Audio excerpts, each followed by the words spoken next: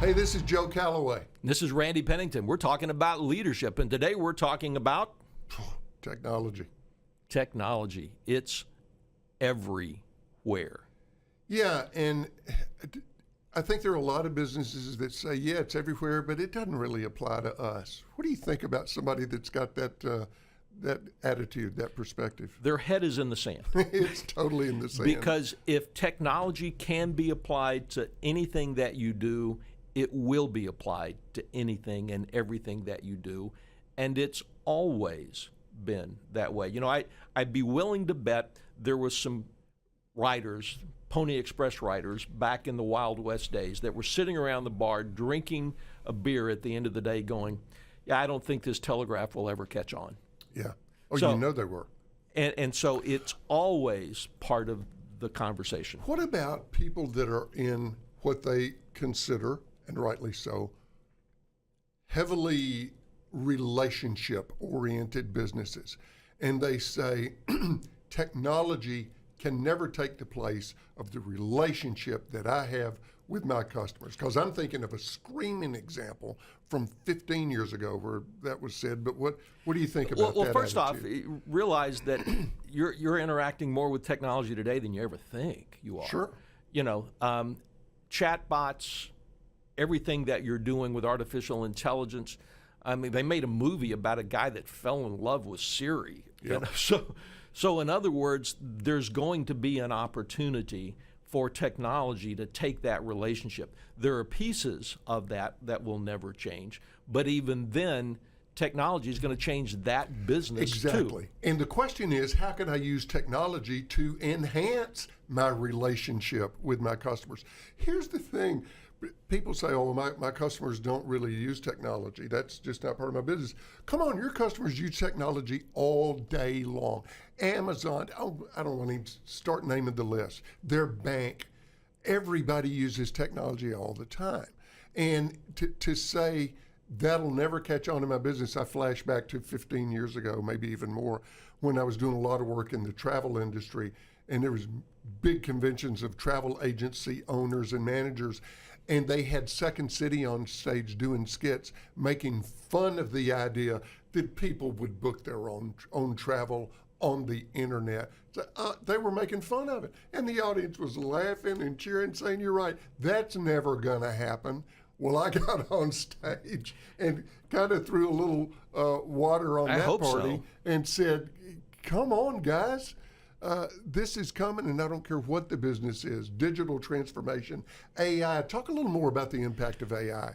Well, artificial intelligence, I mean, when you think about it, it's just a really smart computer. But we've reached a point now where AI is starting to do things much better than humans can do them. It can do speech. It can do facial recognition. It can certainly do calculations better.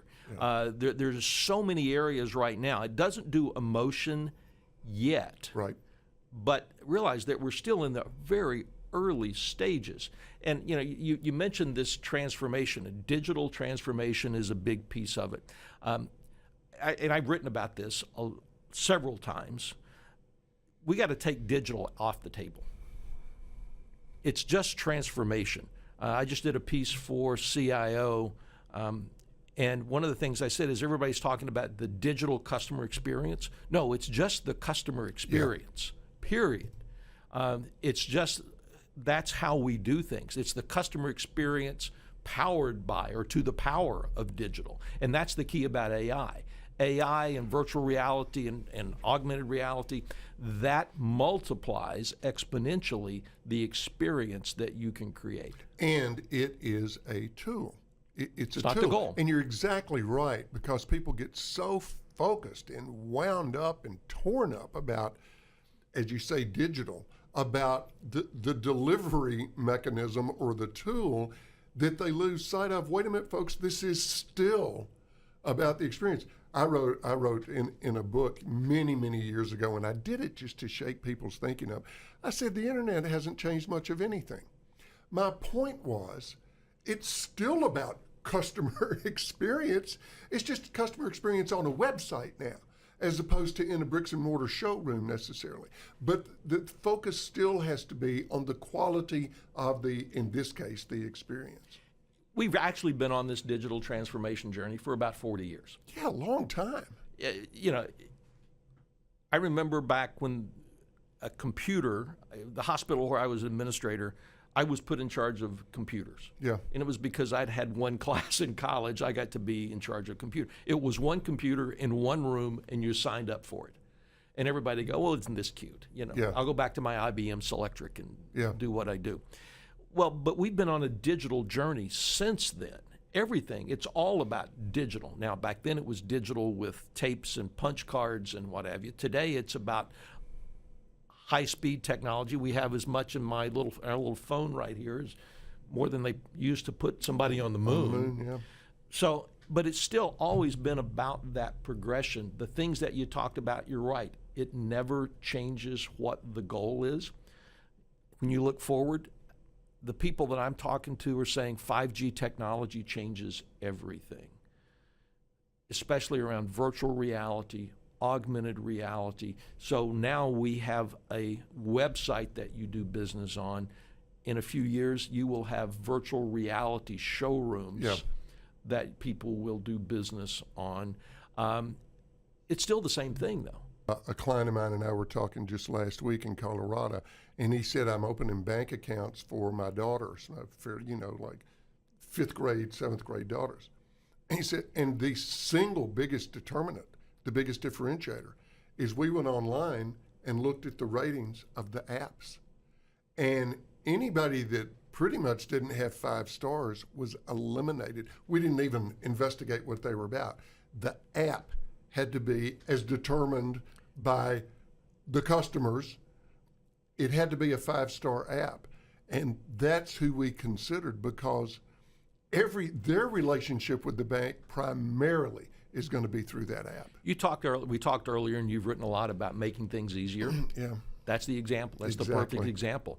It's technology will make things easier.